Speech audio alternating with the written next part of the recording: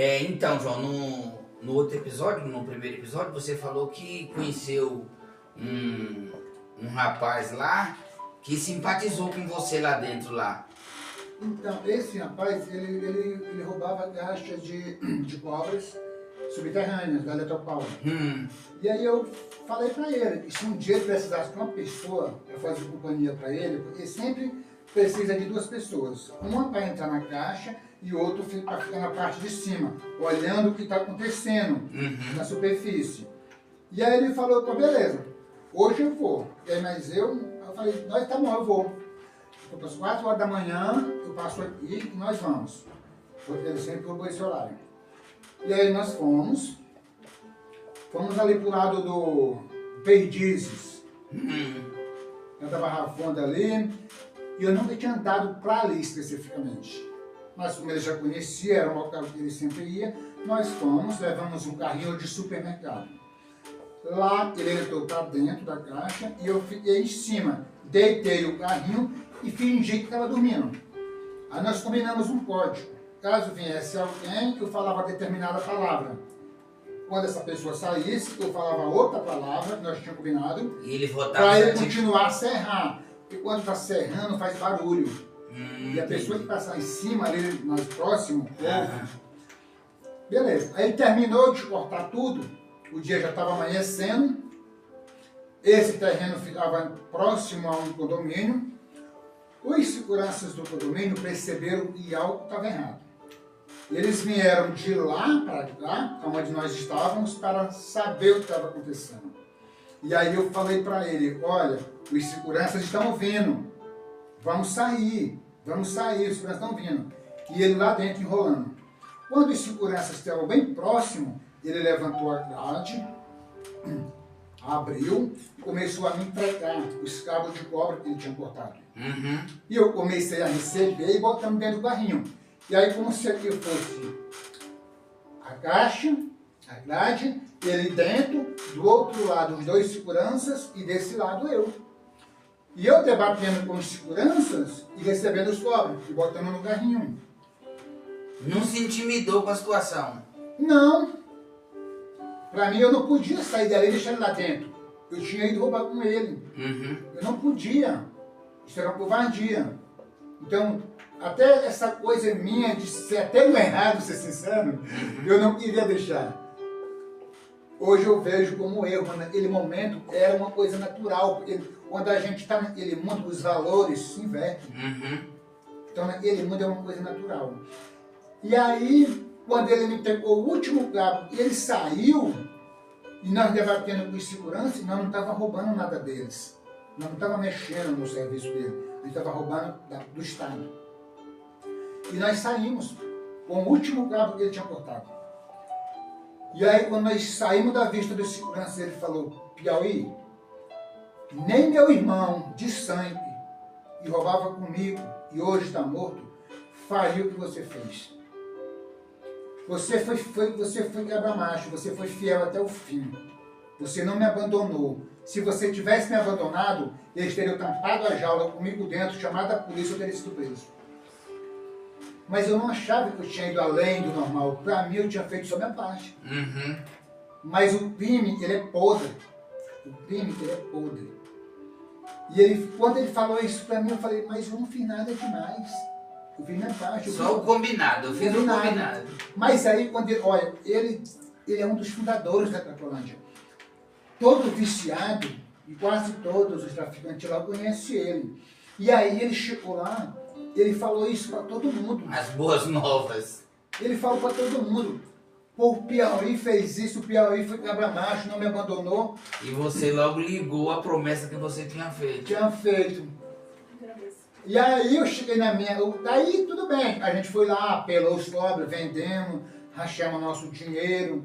E para mim voltou tudo normal. Aí eu continuei montando minha banquinha, liguei meu cigarro, meu cachimbo, e as pessoas chegavam na minha banca e falavam, os outros ladrões também de nome, pessoas que não fazem outras coisas, a não se roubar para manter o vício. Pessoas que não trataram um papelão, uma latinha, um ferro, nada, só usando droga através do roubo. As pessoas chegavam para mim, já começavam a comprar cachimbo na minha mão, cigarro na minha mão, e falavam, você é o Piauí? A pessoa olhava para a minha fisionomia, você é o Piauí? O parceiro do Piauí? É, sou eu. Você é o parceiro de fulano? Sou eu. Rapaz, você... Aí, as pessoas não botavam muita fé pela minha fisionomia, pela minha aparência. Uhum. Mas aí, ao passar do tempo, as pessoas mais respeitadas da Cracolândia não era costume dormir na banca de ninguém, pegava uma manta, jogava do lado da minha banca e dormia ali, com mochila, com seus pertences do lado. Quando eles acordavam, estavam tudo lá. Coisa que não é natural na Cracolândia. Então, eu cheguei aonde eu prometi para mim que eu ia chegar. Uhum. Só que, depois que eu cheguei lá, eu percebi que aquilo ali era uma cilada. Era um plano diabólico. Você vê, desculpa para mim fazer um comentário aqui, Isabel. A gente percebe que o inimigo, ele se aproveita das nossas falas. Se aproveita. Fala, não é isso que ele quer, vou dar isso para ele. E quando ele estiver envolvido nessa trama toda, eu quero ver ele sair disso. Pois é. Aí, quando eu cheguei lá, irmão, eu percebi que aquilo ali... Aí eu comecei, eu disse, meu Deus, eu não quero me passar o resto da minha vida nisso, não. Para mim, seria outra sensação, aquele status. Mas quando eu cheguei lá, eu percebi que não era nada disso. Eu ia passar a vida toda como viciado da Cracolândia. Sendo reconhecido. Por viciados. Aí eu disse, não quero isso na minha vida, não. Isso... No final de 2018, eu já tinha frequentado a Cracolândia da rua Dino Bueno, da praça do Princesa Isabel, próximo a Rio Branco, e agora nós estávamos na Praça do Cachimbo, e aí em frente à estação Júlio Prestes. Aí no final de 2018, eu comecei a pedir tanto a Deus para me tirar daquela vida. E aí... Já fazia quantos anos já isso daí? 5 anos? Na Cracolândia, do final de 2014 até 2019 eu fiquei lá. 5 anos. 5 anos. Só que no final de 2018, eu senti nojo de mim mesmo. Nojo de mim, nojo daquele ambiente, nojo da minha vida. Tendo repulsa de tudo. Eu queria dar um baixo em tudo, passar uma borracha. E aí eu disse, mas agora, o único jeito para mim é morrer. O meu raciocínio. A única saída é morrer. Mas eu falei, mas como eu vou morrer? Eu não tenho inimigos. Eu não tenho coragem de tirar minha vida. Aí, ó, já sei. Antes de eu ter essa ideia, eu não aceitava ninguém falar bem de Deus na minha banca. Se a pessoa tem viciados, tem fé.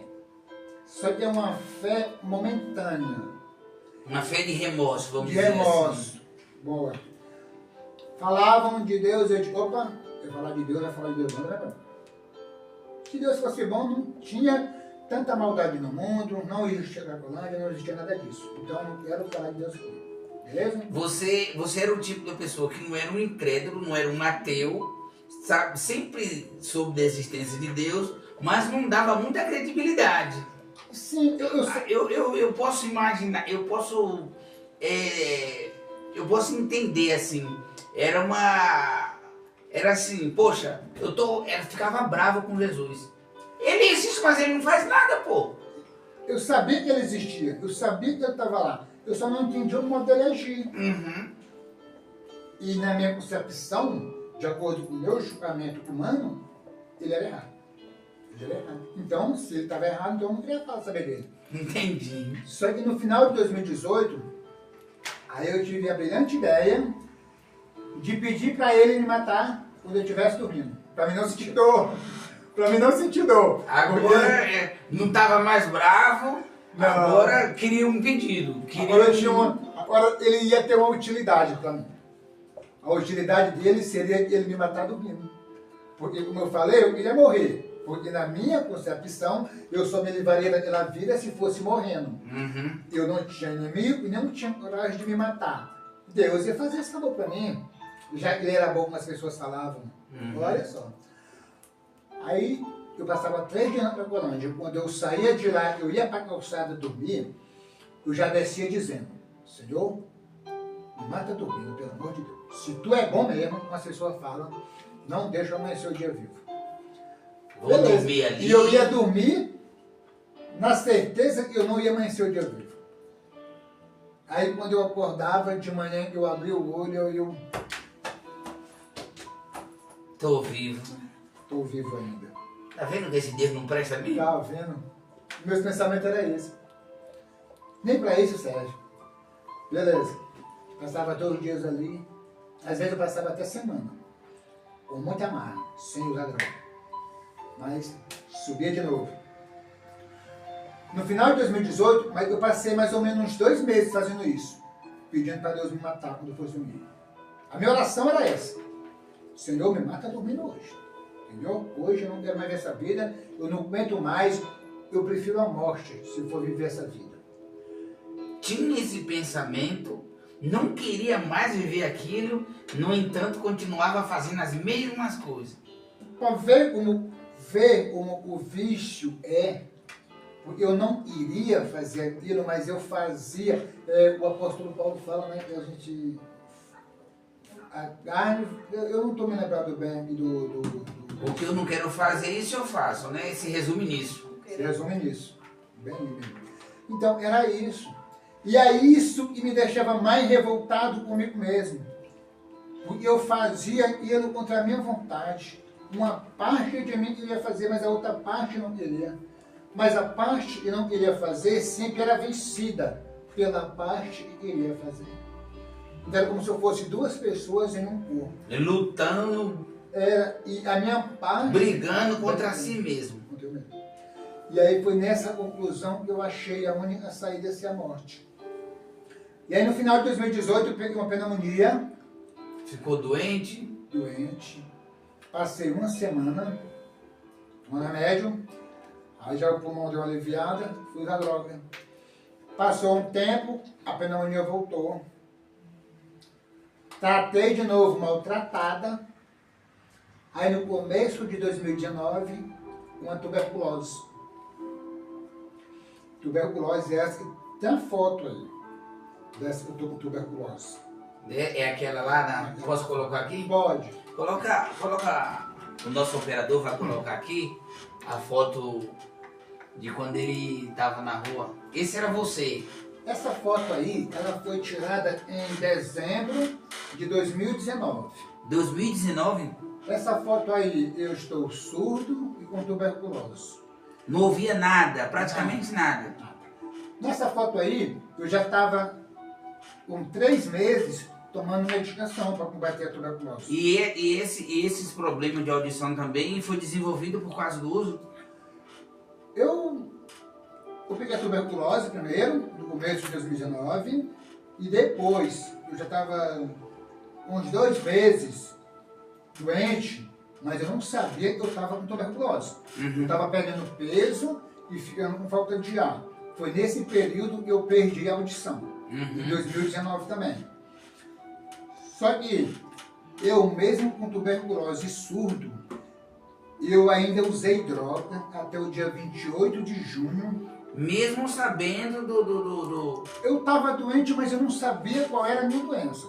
Uma viciada falou para mim assim, Piauí, você está com tuberculose. Aí eu falei, não, eu não estou com tuberculose. Você está doido? Eu não estou com tuberculose. E ela falou, você está com tuberculose porque eu já tive tuberculose. E os sintomas que você tem foram os mesmos que eu tive. E para quem mora na rua, isso é e essa doença, uma bomba chiando. Exatamente. E ela falou, e essa doença aí, ela mata a pessoa sufocada com falta de ar. Ela falou. E o mais interessante é que meu cachimbo, outras pessoas usaram também. E a tuberculose, ela passa pela saliva, né? Em alguns casos. E as outras pessoas que usavam meu cachimbo não ficaram doentes, só eu. Só eu fiquei doente. Aí eu fiquei lá até o dia 28 de junho de 2019. 28 de junho de 2019. Eu usei droga o dia todo.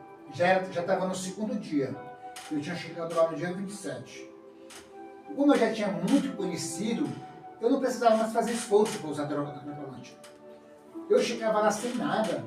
eu pegava 4 cigarros com um cigarreiro, e aqueles 4 cigarros ali eu virava em 8, depois 8 eu transformava em 16, depois transformava no maço. E aí eu ia virando, transformando, fazendo render. Quando eu já tinha cigarro, cachimbo, aí eu começava a usar a droga. Eu já tinha o que manter. Então eu já estava muito familiarizado com a Cracolândia. Eu não passava mais vontade de usar droga, eu sempre tinha. Então, chegou o dia 28, à noite, eu tinha droga, cigarro, cachaça, cachimbo, tudo que o viciado precisa para ser feliz. E eu não conseguia mais fumar. Eu botava a cinza no cachimbo, a droga no cachimbo, eu derretia a droga, mas eu não tinha mais ar no pulmão para puxar. E aí tudo que eu tinha, eu troquei em uma garrafa de água e em 2 mantas. Uma manta eu forrei o chão, a outra eu me cobri, tentando dormir, mas eu não consegui dormir. Eu passei a noite toda agonizando, do dia 28 para o dia 29. Pela manhã cedo, todas as 6 horas da manhã o Rafa entrava para fazer limpeza, nós tínhamos que sair. E aí eu saí dali na intenção de ir para o Bom Retiro, só que eu andava 10 metros e parava para respirar, me agachava. Cada 10 metros que eu andava, eu tinha que parar para recuperar a respiração. Foi quando eu cheguei na frente do correio. E aí eu estou ali na rua Silva Pinto, ligando a norte, deitei ali e fiquei esperando a morte chegar. Na minha mente eu ia morrer. E aí eu levantei a cabeça, um certo momento, eu vi uma senhora descendo pela calçada do correio. Eu estava na outra calçada, atravessando a rua. Aí eu estava agonizando tão alto, eu não percebia. Aquela senhora, ela ouviu, porque ela foi lá embaixo e ela voltou pela minha calçada. Quando eu levantei a cabeça novamente, ela estava com a mão estirada para a minha cabeça, tentando falar comigo. Eu falei para ela que eu era surdo. E aí eu entendi que ela estava pedindo para fazer uma oração. E eu, na minha ignorância, eu falei, pode fazer, eu não tenho nada a perder mesmo. E aí ela tentou insistir, falar comigo, e eu falei, senhora, eu sou surdo. Eu estou passando mal, estou com falta de ar. E aí eu não falei mais nada, baixei a cabeça. Depois de alguns minutos, levantei a cabeça de novo, ela já tinha saído, não vi mais ela. E aí eu, na minha mente, eu falei, pronto, agora vou morrer. É hoje que eu descanso. É o último dia. Passou algum tempo, eu não pude calcular, mas eu posso chutar aí uns 20 minutos. Eu senti ele bater no meu ombro. Quando eu olhei era o SAMU. Aí eu comecei a entender que era Deus na minha vida. Aí eu me lembrei de todas as vezes que eu ia dormir e pedir a Deus para me matar dormindo. Foi quando eu senti a mão do SAMU batendo nas costas. E aí eles me levantaram, me botaram na máquina, me levaram para o hospital. E isso já era domingo, de manhã. Passei o dia no hospital, na segunda-feira de manhã me deram alta. Eu fiz inalação, tomei medicação e me deram um raio-x todo preto, mas não dava para ver o pulmão. E mandaram eu procurar um hospital com especialização em doenças infecto-contagiosas. Só que eu fui lá para a calçada do Bom Retiro, onde eu costumava ficar, e não fui procurar um médico. Só que foi piorando, foi piorando, foi piorando. Até que eu fui no postinho de saúde, que esse postinho fica próximo da Cracolândia, e eu fiz os exames e constatou que eu estava com tuberculose. Só que lá não tem medicação, mandaram na UBS. Fui na UBS, mandaram para o AMA, tudo próximo do Bom Retiro. Saí do AMA, não é aqui, é na UBS. Aí fui na UBS. Não é aqui, moço, é no AMA. Aí eu estava com o exame na mão. Aí eu dobrei o exame na minha mão e saí chorando da UBS e falando para Deus, Senhor, tantas vezes eu pedi para morrer dormindo e Tu não me matou. Agora eu decido lutar pela vida, descubro e vou morrer. Eu não vou mais atrás de tratamento. Em lugar nenhum. No dia que for para mim ficar bom, Tu vai mandar o tratamento lá na calçada onde eu estiver. E eu fui pra calçada. Aí tinha uma senhora... Era ranzinza, né, Isabel? Ranzinza. Depois eu fiquei perguntando aonde foi que eu arrumei tanta certeza pra falar isso. Acredita? Eu tinha uma senhora... Pra quem não tinha fé e não queria saber de papo com Deus. Vê como é as coisas? Como é as coisas, né? Aí eu tinha uma senhora que mora lá até hoje, era a mesma rua onde eu ficava. Todo final de tarde ela ia vender café com tapioca. A sobra, ela passava na calçada e dava para nós. E aí chegou um momento que eu não pegava mais tapioca, só recebia o café com leite. Chegou um momento que nem o café com leite eu não pegava mais. E aí foi quando ela falou, tá errado. Vou te levar no hospital amanhã.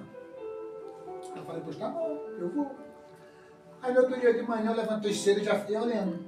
Cadê a mulher? Cadê a tia? Cadê a mulher? Cadê a mulher? Quando eu vi ela vir na porta, disse, lá vem ela. Opa! E eu já estava debilitado de uma forma que eu mal conseguia andar. Quando eu andava meus joelhos, fazia um barulho, osso batendo no osso. Cartilagem estava bem desgastada. E aí, fomos no mesmo hospital onde eu já tinha ido 2 vezes. Na hora que ela mostrou um exame na recepção, nossa, é ali naquela sala, vai lá, já tem um pessoal esperando por você. Sabe, foi tudo muito rápido. Muito rápido. Parecia que alguém já tinha ido lá antes falar da situação. E aí, aí a assistente social falou, hoje você não vai tomar medicação, porque amanhã o doutor está aqui, o agente de saúde vai passar lá na sua calçada e vai lhe trazer para ele fazer a papelada para você tomar medicação. 6 horas da manhã do dia seguinte, o agente de saúde estava lá me acordando e me levou para passar no doutor. Doutor André, me lembro até hoje. Gente boa demais, moço. Foi desse que eu estou na minha vida. Ele fez tudo que tinha que fazer, e aí ele falou, hoje eu vou providenciar a papelada, jogar no sistema da UBS, mas amanhã você começa a tomar remédio. O pessoal da saúde começou a levar remédio para mim, na calçada, no dia 12 de setembro. Sem ter endereço, sem ter número de casa, sem ter CEP, sem ter nada. Mas morador de rua tem uma referência. Tem o Bom Par, e o Bom Par é um projeto da prefeitura que trabalha só com moradores de rua. Então é uma equipe voltada só para esse público. Então, quando eles trabalham com esse público, eles conhecem o perímetro onde determinado morador convive. E aí eles perguntaram onde eles poderiam me encontrar. E eu falei, lugar tal, endereço tal. E aí eu fiquei lá.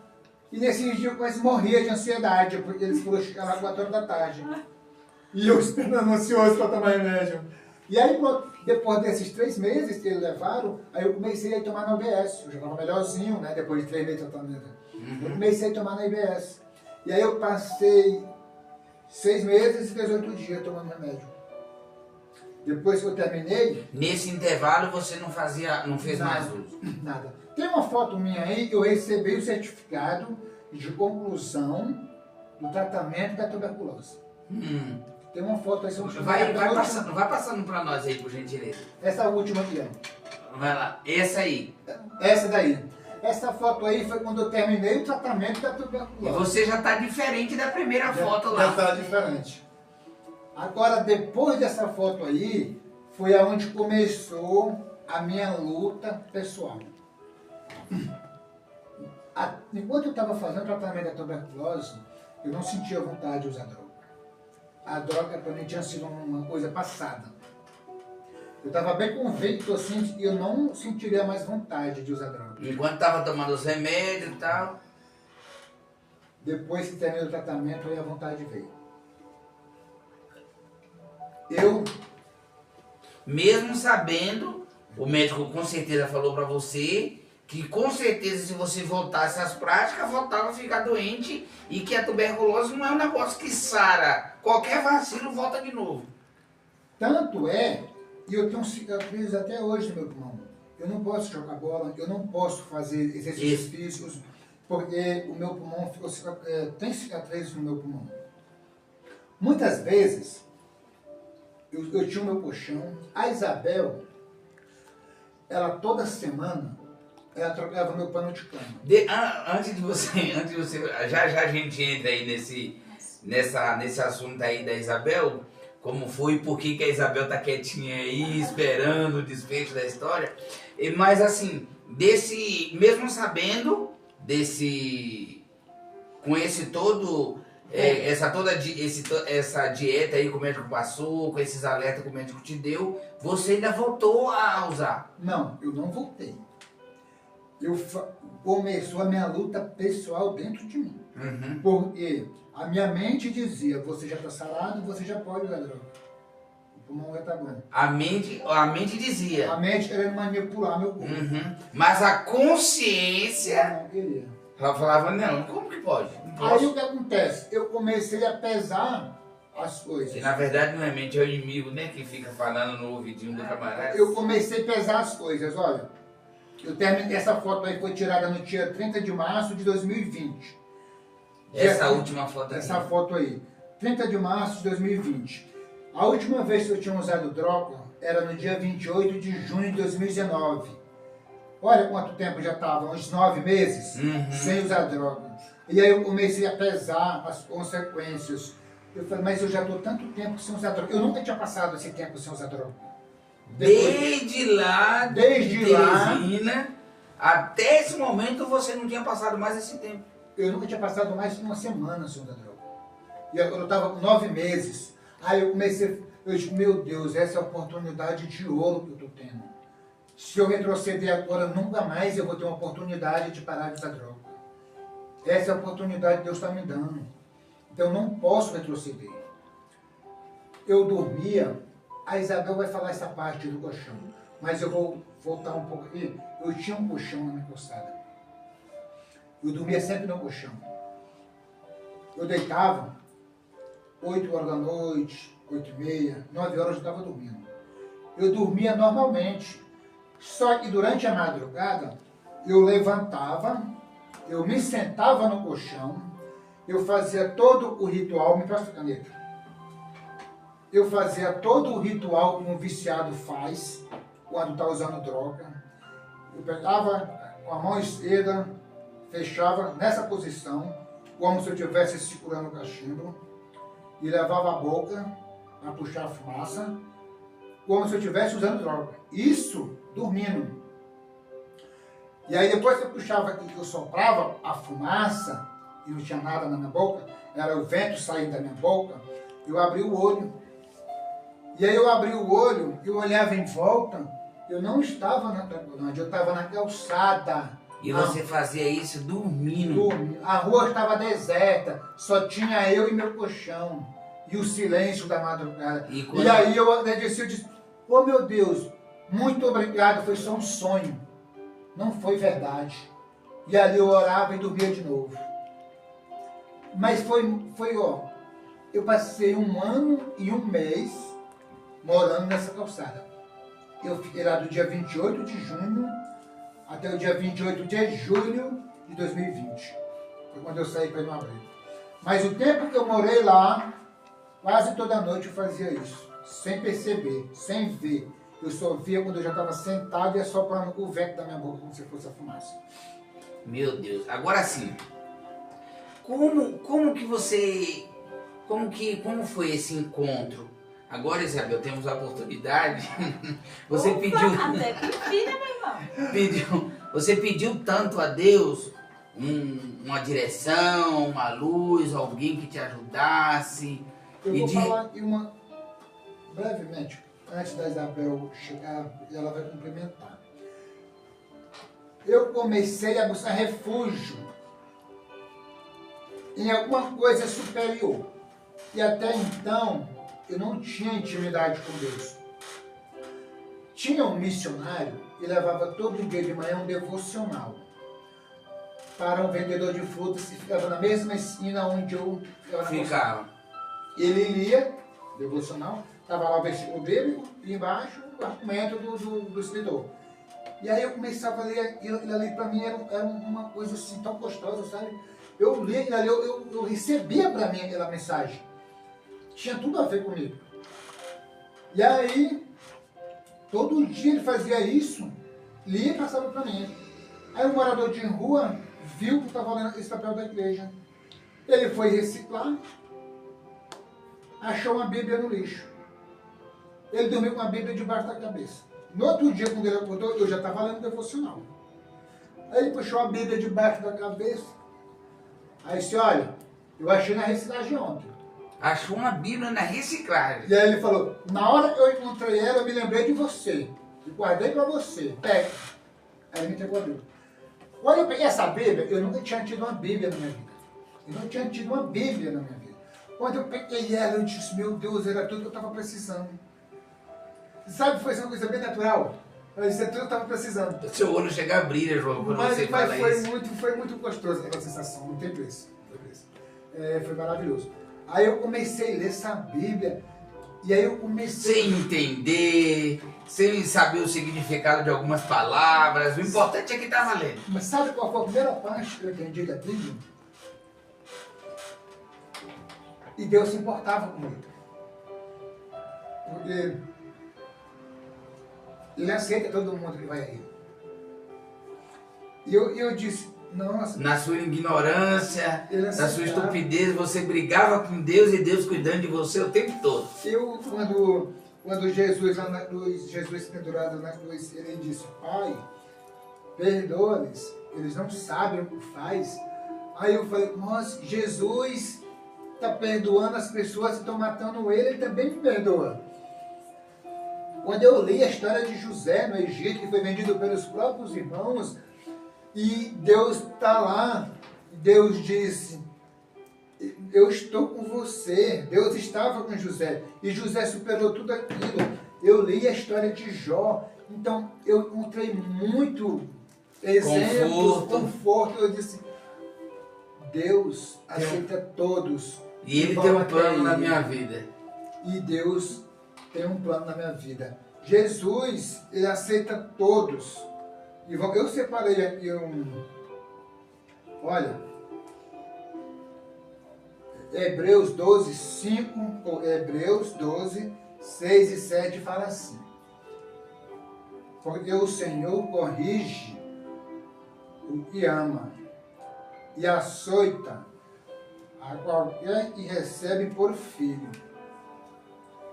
Se suportais a correção, Deus vos trata como filhos.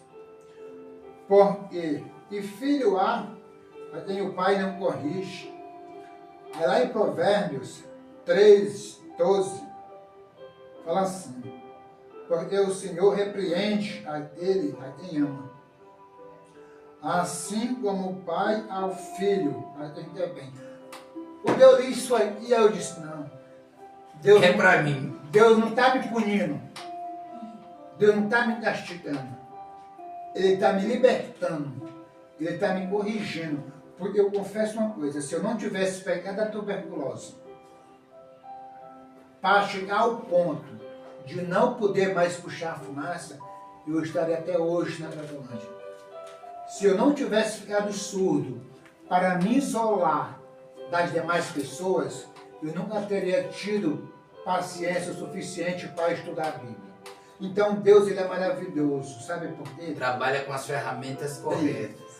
Ele me tirou do convívio social, me privando da audição, e me tirou do vício, secando meu pulmão, por um determinado tempo.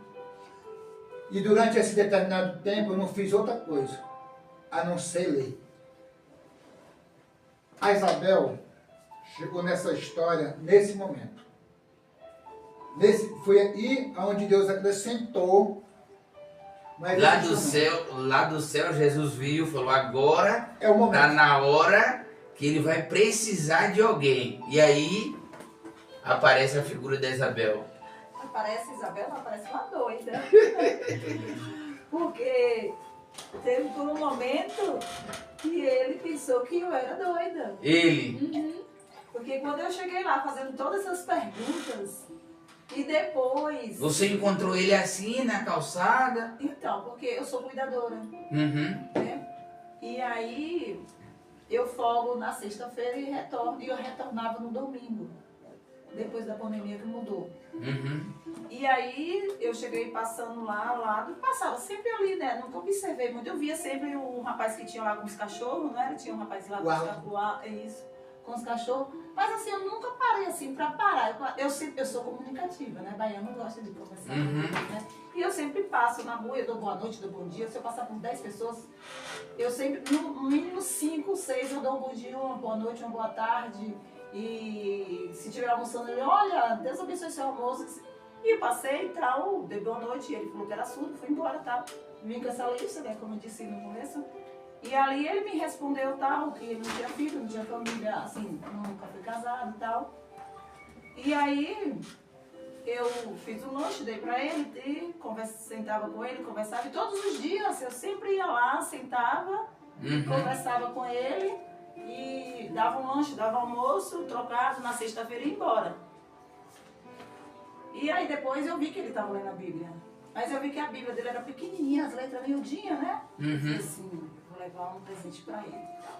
Aí ele veio, peguei uma Bíblia com estudo, levei pra ele, né? Eu falei assim, olha, comece a estudar aí, qualquer coisa, vai me perguntando. Se tiver uma dúvida... Não falei de religião, nada. Só sentei, se tiver alguma dúvida e tal, a gente senta e conversa.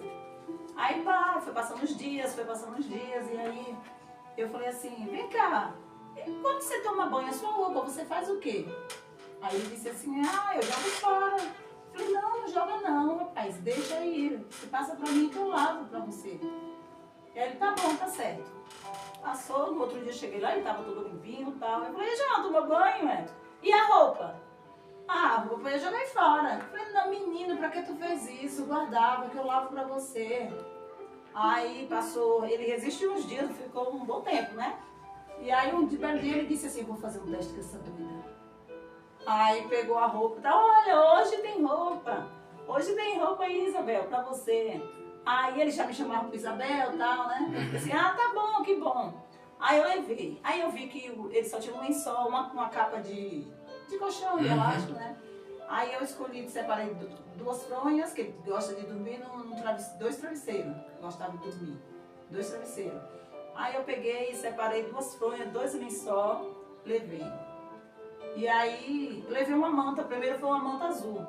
E ele disse assim, Isabela, não acredita que roubaram a minha manta enquanto eu fui no banheiro? Aí eu falei, tá bom, não tem nada não, eu vou trazer outra. Aí levei o lençol pra ele. Lá a gente trocou tudo, né? Aí eu levei o lençol, lavei. Chegava na terça, acho que era na terça ou era na quinta. Não, era na terça, que na quinta que a gente ia trocar. Aí na terça-feira eu levava o lençol, a gente trocava ali, eu ajudava ele, né? Às vezes ele tava com, acho que o quê? Menos de 50 quilos. Você tava tão debilitado que às vezes... 49 quilos. Ele não aguentava, às vezes, levantar. 49 quilos. Ele não aguentava, às vezes, levantar do chão. Eu pegava na mão, ajudava ele a levantar. E como ele morava num... Parava os seus afazeres. Parava os seus afazeres. Trabalho, né? Levava a roupinha e a roupa de cama. E desse intervalo você tinha um tempinho para ir lá e fazer trocar o lençol dele. A gente sentava ali, conversava. E ali onde ele ficava... Com tanta pessoa ali no Bom Retiro, naquele lugar ali, com gente passando para todo lado. O seu tempo você dedicava para cuidar de um cara que estava lá na calçada viciado em droga. Pois é, menino, pois é. Eu ia lá... O João não estava errado em pensar que você era doido, não.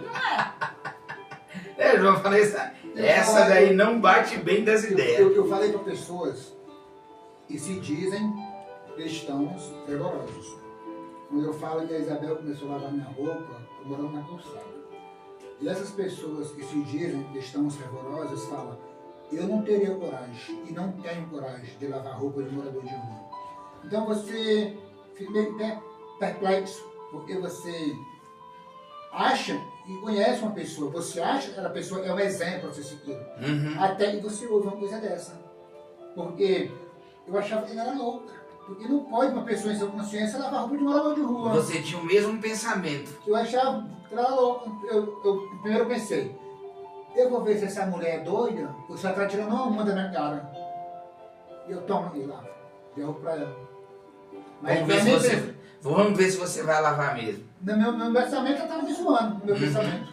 E aí passou isso tudo, essa convivência, essa aproximação e tal, mas o seu pensamento sempre foi de ajudar ele, tirar ele daquela situação. Sim, de ajudar ele, de dele um dia, né, sair daquela vida, daquela situação, porque ninguém merece ter a vida, essa Nessa altura do campeonato ele já tinha te falado que estava doente, que estava fazendo tratamento Sim, e tal. assim que a gente se conheceu, ele me falou tudo, que ele ficou surdo.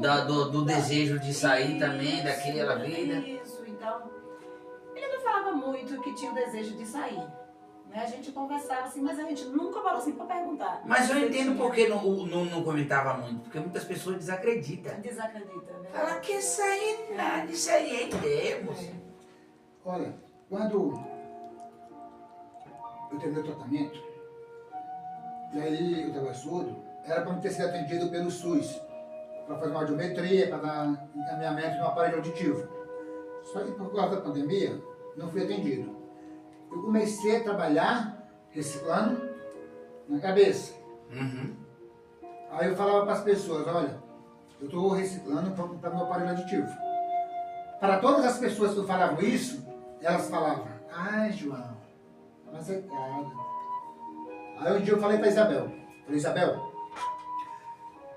eu estou reciclando, eu vou dar o dinheiro para você guardar, eu quero comprar meu aparelho auditivo no dia da reciclagem. Aí Isabel, João, vamos fazer assim, vamos comprar uma carroça, porque com a carroça fica melhor. Você junta metade do dinheiro e eu com o pessoal da minha empresa com outra metade e nós compramos uma carroça. Entendeu? Eu juntei a metade do dinheiro, ela com a outra metade, nós fomos lá no fabricante da carroça. Não compramos uma carroça usada para não dar errado. Compramos uma carroça nova, com recibo e tudo. Compramos uma carroça. E eu nem sabia que vende essas carroças assim para catar reciclagem. Vende. Que a gente vive de fazer carroça. Rapaz, eu tô descobrindo tanta coisa hoje aqui nesse lugar. Aí o que acontece? Com As essa outras história. pessoas que eu falava, e eu ia comprar meu aparelho, como dia desse anjo, além delas não acreditarem, a aparência delas me jogava para baixo. Quando eu falei para Isabel, fui a única que disse, opa, olha assim. Ficou animada com a situação, né? Nossa, ela disse, vamos comprar carroça, aí eu comecei. Aí vamos comprar uma carroça. Depois eu comprei a carroça, aí eu já fiquei meio com medo de ficar na rua com a carroça. Foi quando eu decidi sair da rua e ir para o abrigo. Aí Aquele mundo tenebroso já não era mais atraente. não era mais. Já estava te deixando um pouco com o pé atrás. Incomodado. Aí eu falei, não, eu preciso sair da rua. Aí eu falei para a assistente social da equipe de saúde que cuidou da minha doença, da tuberculose. E aí eu pedi para ir para um determinado abrigo. Aí ela disse, não, como você tem carroça, tem um abrigo próprio para carroceiros. E eu vou dar um encaminhamento para você ir para lá. E ela me deu um encaminhamento, o agente social me acompanhou, foi mais eu até lá. E deu certo, cheguei lá. Depois que eu cheguei lá, eu disse, agora eu vou trabalhar para comprar meu aparelho. Aí eu tinha um FGTS perdido, no tempo que eu trabalhei em Joinville. Eu já tinha um trocado junto na mão da Isabel, eu peguei o FGTS, deu uns 600 e pouco, né Isabel? 550. 500 e pouco, foi. Já dei na mão da Isabel e fazendo exame particular. Isabel, ela era meus pés, meus ouvidos, meus olhos. Contadora. Assistência social dele. Aí a Isabel... Contadora, administradora da empresa, era tudo. Tudo. Aí marcava consulta, mas puf, consulta. Exame. R$2.000, já tinha feito os exames, tinha R$2.000 guardado na mão da Isabel. A Isabel vai mais eu na clínica, dá os 2.000 de entrada, e o aparelho era 5.000. Deu os 2.000 de entrada e parcelou 3.000 no nome dela. Parcelou 3.000 em 10 prestações de 300. Tá brincando. Um cara que não tinha, um morador de rua, Nada. não tinha emprego fixo, Não, não nem tinha, endereço. Nada. não tinha nem endereço, ela foi lá e parcelou no nome dela. R$3.000. 3.000. Mas Deus é tão bom, e ela também pagar em 10 prestações, eu paguei 6. 6 prestações. Fazendo reciclagem. Porque nessa época o papelão ficou extinto, porque o comércio fechou, Foi na pandemia. pandemia. E eu tinha o meu ponto, onde todo dia eu tinha papelão. Todo dia. E o preço lá em cima. Todo dia tem evangelho boa. E antes de acabar de pagar o aparelho, ela já foi lá e comprou um celular pra mim nessas Bahia. Do Carnezão, o nome dela. E aí... Rastrear o João. Onde ele estiver, eu vou achar ele agora. As coisas foram acontecendo. E o mais interessante foi para encontrar minha família. Eu não estava tendo contato com a minha família. Uhum. Ela ela tem uma amiga. Espera só um pouquinho, João. Antes de você contar essa parte, eu queria que a Isabel resumisse. Qual que era assim... Você foi ajudando, foi dando corda, vou dar corda, eu quero ver aonde ele vai chegar. Isso mesmo. Aí eu dei a Bíblia com estudo. Um belo dia chegou ele e falou: Isabel, roubaram a minha Bíblia debaixo da minha cabeça. Como ele era surdo, à noite as pessoas mexiam com ele, ele não via, não escutava, sei lá, não observava. E aí roubaram. Eu falei: tem nada não, João, vou te dar outra. Aí eu peguei outra Bíblia, aí eu já levei aquela Bíblia com estudo atrás, dentro, né? Uhum. Porque eu dei primeiro foi a Bíblia com um estudo separado. Sei. Essa eu já levei a Bíblia já completa. Uhum. E aí passei para ele. E aí, quando foi em março, né? Em março, uma semana antes da pandemia. Passou o carnaval, né? Tal. Aí foi. E aí ele chegou pra mim e disse assim: Isabel, eu falei: oi, João, olha, prepara meu batismo. Eu falei: oi? Ele falou: prepara meu batismo, porque eu quero me batizar. E eu falei assim: olha, mas eu sou dessa religião que guarda esse Até dia. então você não tinha comentado nada com ele sobre religião, sobre mandamentos, Nada. E aí eu disse assim... Quando ele tomou a decisão de se batizar, você falou: peraí, não é só se batizar. Lá onde eu frequento é assim, tem que preencher esses requisitos, tem que aceitar isso e ele. Aí ele disse assim: não tem problema. A igreja é sua, é essa que eu quero e pronto. Sabe por quê? Eu vou só botar a conversa dela. Só por justificar o porquê. Porque ela falou assim: se essa é a sua igreja, eu vou me batizar na sua igreja. Mas por que eu falei isso? Porque eu queria conhecer o Deus dela. Porque se ela fez tudo aquilo ali por mim, o Deus dessa mulher é um Deus verdadeiro, concorda? Porque se essa mulher não tem um Deus justo, um Deus de amor, um Deus verdadeiro, ela não teria feito o que ela fez comigo. Porque ela já tinha provado que não era louca, não era doida. Então tem alguma coisa maior do que a loucura nela. E o que pode ser? Jesus. E aí, quando eu li lá, ele entrei e foi batizado, será salvo. Pronto, concluiu. E aí eu digo: pronto, mas a igreja da mulher é uma igreja verdadeira, porque as obras dela preenchem os requisitos da Bíblia.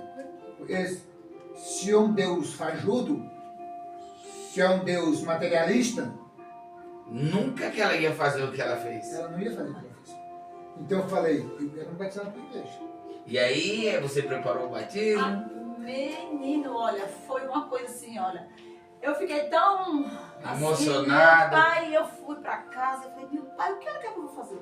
Eu não conheço a igreja no Bom Retiro, a minha igreja no Bom Retiro, não conhecia, não sabia que tinha. E aí eu liguei pra Cidra. Aí liguei pra outro. E aí eu falei: liguei pro meu pastor. E ele disse assim: Isabel, tem igreja que eu já preguei aí, mas é coreano. Lá no Bom Retiro é igreja coreana. E eu falei, porque a gente não conhecia a mista, né, que tem várias. Aí eu falei: peraí, liguei pra outro. Aí uma pessoa me deu um determinado telefone, que eu liguei pra a pessoa me atendeu e disse: irmã, vou mandar o obreiro aí já com um roupão. Eu falei: tá bom, pode vir. Aí marcou comigo pra fazer uma visita pra ele e tal. E aí a gente combinou de eu encontrar com ele. Aí eu fui encontrar, tal, ele veio. E aí a gente conversamos e tal. E aí fechou todas as igrejas. Ele disse assim: foi bem na época da pandemia. Fechou. Quando estava pronto para batizar, as igrejas tudo fechou porque não podia. Fechou tudo. Aí eu falei para ele que tinha fechado tudo. Ele disse: mas vem cá, quer dizer que as igrejas falsas estão abertas e a verdadeira fecha? Isso não está errado, né, Isabel? Falei: não, mas a gente tem que cumprir regras. São regras, são normas. Normas, aí tem que estar Aí beleza, fechou tudo. Mas eu continuei cuidando, tá? Aí um belo dia, ele me deu o telefone. Você não lembrava disso. Ele me deu o número de telefone. Isabel, liga aqui pra essa pessoa que ela trabalha na rua e me falaram que é ela que arruma vaga pro abrigo. A Samira. Aí eu falei, tá bom. Aí liguei, conversei com a Samira, fui me encontrar com ela lá na Casa do Povo. Nem eu não conhecia ela, nem ela, nenhuma das duas, porque a foto dela no WhatsApp é totalmente diferente, né? E aí eu fui, olhei pra ela, pai, ela conversando lá. E eu falei, você não é a fulana? Ela disse, por causa da voz, né? Ela disse, você é Isabel? Eu disse, sim. Aí ela disse assim, tá bom, Isabel, tá bom. Aí falei, o perfil dele é esse mesmo, porque lá é pra quem tem principal, que tem carroça, né? Aí beleza, a gente vai conversar. E a gente vai combinar pra você ir lá com ele e conhecer, né? Aí a gente foi. A gente foi conhecer o local, que eu ainda hoje, ele ainda mora lá, né? E a gente foi conhecer lá, a gente subiu tudo, conhecemos tudo, mostramos tudo e tal. E o batismo veio quando? Aí sim, e aí beleza, continuou na rua, né? Até que ele foi pra lá. E aí abriu tudo, as igrejas, graças a Deus. Aí eu fui conversar com um pastor que era o meu, né? Felipe. Aí fui conversar com ele, e aí ele disse, Isabel, primeiro você tem... Porque eu já não estava mais na Santa Fé, já estava em outra igreja. Sim. Aí eu fui ao meu pastor e falei com ele, e ele disse, pastor, irmã, isso não dá certo. O cara mora na rua, nunca foi na igreja, não conhece a nossa igreja, irmã, isso não vai dar certo. Eu falei, tá bom, pastor. Se não é para batizar, eu vou levar ele para batizar em outra. Mas batizar ele vai ser. E ele disse assim, irmã, me conta um pouquinho da história aí desse cara. Como foi que a irmã conheceu? Aí eu comecei a... Sentiu curiosidade? Nossa, a gente ficou uma hora conversando. E pá, conversei. Irmã, vamos batizar, levar. rapaz. E pode chamar o pastor, o que a senhora quer para fazer. O batismo. Aí eu convidei os desbravadores de Santa Fé e a gente fez um social. E aí tem fotos aí do batismo? Então, infelizmente não tem, porque como eu formatei meu aparelho, Perdeu as fotos? perdi algumas fotos. Acho que eu tenho no Face, mas... Depois na hora de editar a gente tenta colocar ali, né? Eu vou mandar pra você. Tá. E aí, aí agora sim, marcamos a data. Teve um imprevisto. Não aconteceu. Marcamos novamente e graças a Deus, quando foi no dia 15 de novembro, 14 de novembro de 2020, foi a primeira vez que ele entrou numa igreja adventista. E no dia do batismo dele, o envelope do dízimo dele. Eu comprei o aparelho, nós compramos o aparelho no dia 7 de outubro e eu fui batizado no dia 14 de novembro. Foi. E aí, para a honra e glória do Senhor, ele foi batizado, a gente fez uma festa lá. Assim, como ele, na sexta-feira eu ia para casa, o batismo ia ser no sábado. Eu não podia ir no Bom Retiro buscar ele, porque eu morava na Zona Sul, ali no Recanto. Então, o que foi que aconteceu? Eu já levei ele junto para minha casa. Ele foi para minha casa, minha mãe morava comigo. Aí ele foi para minha casa. No outro dia, cedo, ele se arrumou ansioso, comprou roupa, comprou sapato, tudo, assim, se arrumou todo. Dedicado, rapaz. Foi. E aí, quando foi assistir o culto, devolveu o seu dízimo pela primeira vez, a primeira vez que botou o pé dentro da igreja, e a primeira vez botou o pé na água e o mar se abriu. E aí tá João. E aí tá João. Hoje, 2024, tá com 3 anos?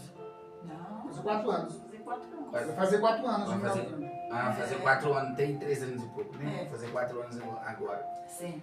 João, você passou por muitas coisas, né? Tem algumas fotos aí, Sara, dele participando, ajudando as pessoas. Você voltou lá, de onde... Volta lá, que é da primeira foto lá. Vai lá, vai mais. Aí. Vai passando agora. Isso aí é você. Você voltou lá e agora já com uma nova função de barbeiro, cabeleireiro aí, cuidando das pessoas que moram lá. Nós fazemos esse trabalho todos os sábados à tarde. Ah, esse é o trabalho social que vocês fazem. É o trabalho do grupo, esse aí é o nosso grupo. Vai passando, Sara, as fotos. Esse aí é o nosso grupo, chama Mãos Tá em passando. Ação. Hum. Nós levamos marmitas, água, frutas, livros como devocionais. Para aí nessa foto aí, Sara. Esse aqui é você, Você junto aí, com a sua equipe tem o aí. Danilo, Emanuel, Fátima, Dona Maria Helena, Diane. Coloca aquela foto lá da formatura dele lá, Sara. Essa aí, coloca aí. Aí foi no dia 20 de junho, Coloca essa outra formatura aí. do Fundamental. É. Quando você olha para essa foto aí, João, e aquela foto que você tava lá na calçada, o que é que passa na tua cabeça?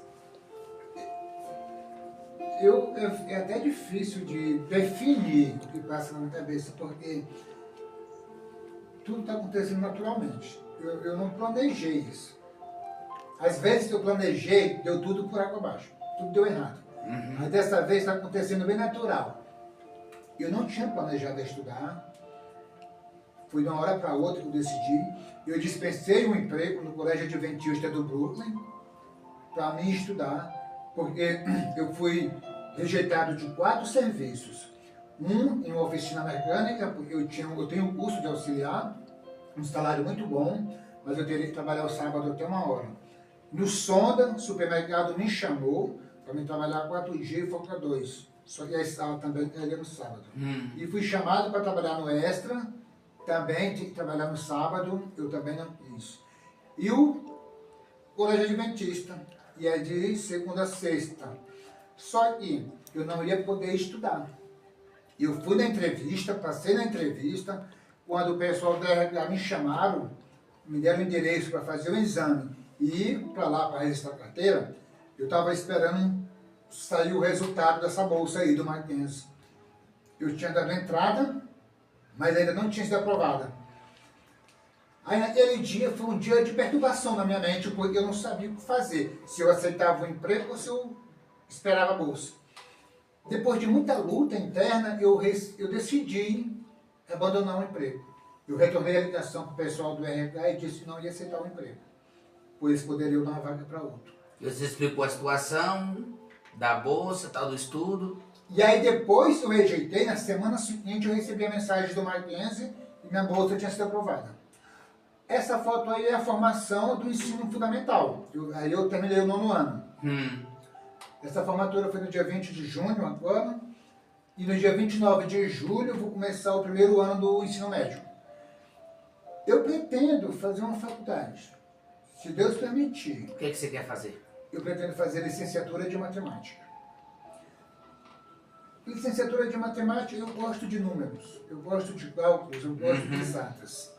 Mas também eu estava pensando em fazer políticas públicas. É uma área que eu tenho conhecimento prático. Então, isso também, eu me identifico muito com isso.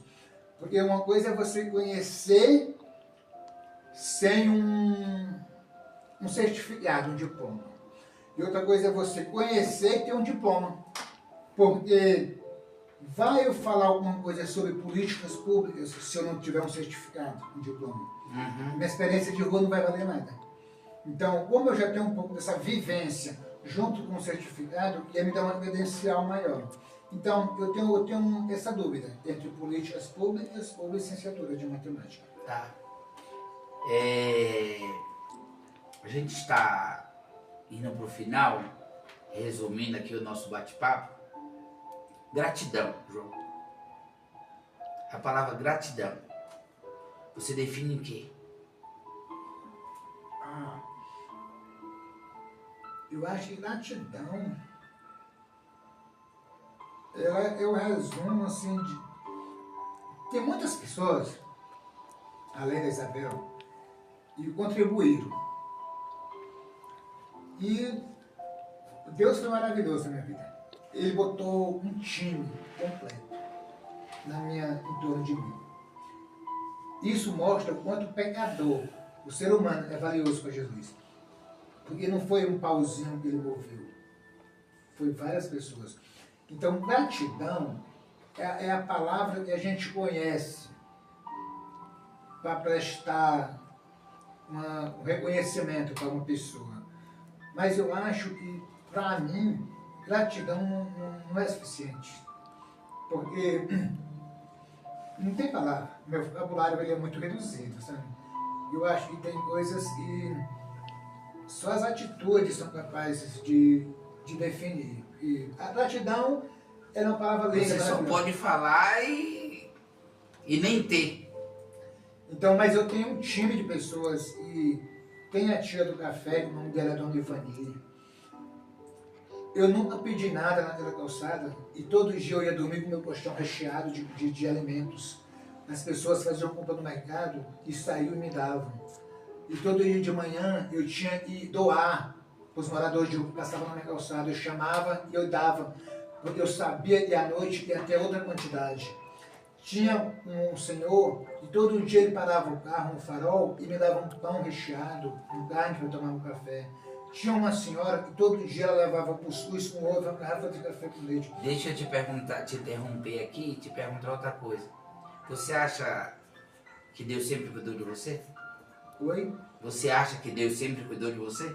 Eu acho. Eu acho que Deus sempre cuidou de mim. Você acredita nisso? Eu acredito. E eu não acreditava no livre-arbítrio. Eu não entendia o que era livre-arbítrio. Então, o Deus, ele é tão bom. E mesmo a gente sendo rebelde, ele prefere sofrer. Porque Deus tem coração. Deus sente dor. Deus sente sofrimento. Então, Deus, ele prefere sofrer ao invés de interferir no nosso livre-arbítrio. Ele sofre, sabendo que nós estamos indo pelo caminho errado. Mas ele nos deu esse direito. Se você pudesse dar um conselho hoje, olhando para lá, para as pessoas que estão nos assistindo, e as pessoas que de vez em quando faz uso do entorpecente porque acha legal, nas baladas, nos encontros aí sociais, porque tem muita gente de poder aquisitivo que usa, desde os mais simples até os poderosos faz uso disso. Se você pudesse dar um conselho em pouquíssimas palavras para esse público, o que você falaria? Depois de ter uma vasta experiência nesse assunto. Para quem já faz uso, o conselho que eu dou é: procure se afastar o mais rápido possível. Porque o futuro, para quem usa droga, é o fundo do poço. É a separação da família, é a separação da sociedade. A pessoa passa a viver em um submundo, num mundo paralelo, onde os olhares são sempre direcionados a um olhar de superioridade. O viciado ele é sempre visto como uma pessoa pequena, inferior. E para as pessoas que ainda não usam, não ousam desafiar o poder das drogas, a melhor maneira de vencer os vícios é se mantendo distantes dele. Não existe maneira segura de cheirar cocaína, de beber álcool, de fumar crack, de baforar lança-perfume. Tudo isso aí é ilusão e arrasta para o fundo do poço. Você que se ama a sua família, ama o seu convívio de forma geral, não experimenta não, porque não é nada bom. E se você experimentar uma vez, você vai querer a segunda vez, você vai querer a terceira vez. Quando você se der conta, já vai ser tarde demais. Então, o conselho que eu dou é esse: se afaste o máximo possível. E se uma pessoa te oferecer, pode ter certeza que essa pessoa é tudo seu, menos seu amigo. Verdade. João, ficou longo, mas passou longe do que aconteceu na sua vida. Eu tenho certeza que cabia 10 horas aqui ou 24 horas aqui de palestra você falando sobre esses assuntos aí. Eu tenho certeza que você deixou de falar coisas aí bem pessoais, mas esse pouquinho que foi fala, Isabel, deu para deixar um pouco do que é a droga, né, na vida do ser humano. Esse programa aqui, esse canal, é feito com todo amor e carinho. No início, antes das câmeras serem ligadas ali, a gente estava falando é sobre as curiosidades das pessoas em volta disso. Ah, é para ficar famoso, é para ganhar dinheiro. E eu afirmei a vocês e para quem nos vê aí, nos assiste, que não é nada disso. É para que você aí do outro lado tenha um pouco de consciência, sabe? Se o João conseguiu, você também consegue. Com certeza. Existe um Deus, esse Deus que pela misericórdia do Senhor Jesus Cristo nós três seguimos e conhecemos. Esse Deus pode todas essas coisas. Esse Deus pode te tirar do lamaçal do pecado, do buraco do poço e fazer você uma nova criatura, assim como fez com João. João, é um prazer imensurável, cara, conhecer você. Eu, de coração, o meu desejo é que você se mantenha firme, sabe? Que você resista o poder, porque a gente sabe que o inimigo tem poderes. Que você resista aos ataques sutis de Satanás. Que você continue sendo esse cara humilde, que recebe convites para abrir a sua vida pessoal, para ajudar outras pessoas.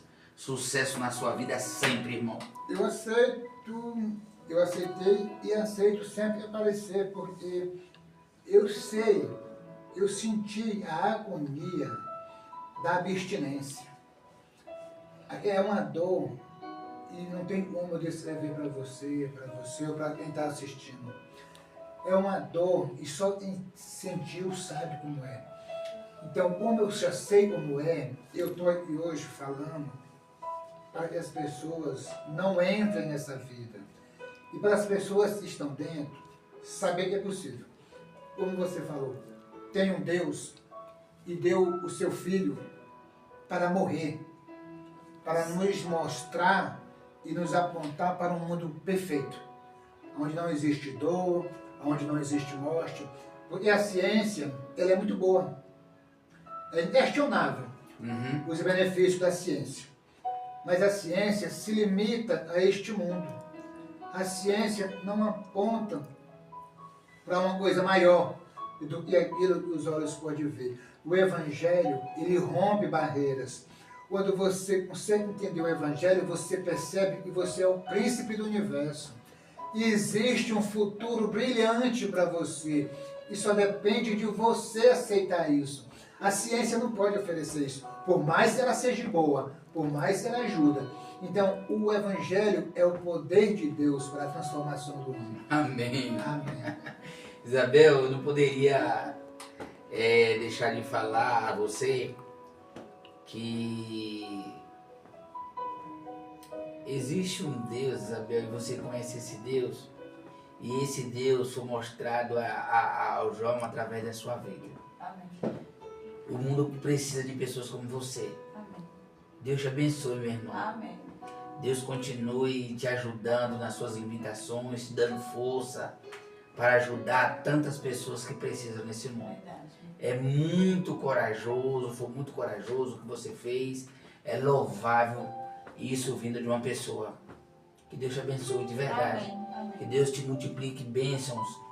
Que você continue sendo essa pessoa fantástica e maravilhosa que você é. Glória a Deus. Deus abençoe, viu? Tudo por ele. Minha gratidão a vocês. Um abraço, gente. Tchau, tchau.